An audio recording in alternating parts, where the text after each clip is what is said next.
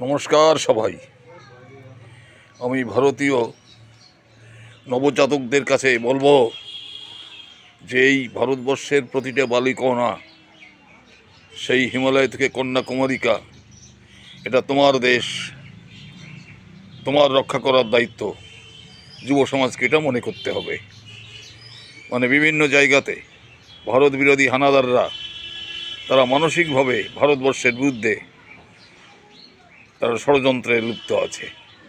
আর দ্বিতীয় যে বিষয়টি আমি বলতে চাই, যারা বাংলাদেশে হিন্দুদের পর অত্যাচার করছেন তাদের উদ্দেশ্যে, যে ইসলামিক শাসন যখন ভারতবর্ষে চালু হয়, বঙ্গদেশে চালু হয়, তখন ধর্মীয় অত্যাচারে কোটি কোটি হিন্দু তারা মুসলমান ধর্ম গ্রহণ করে।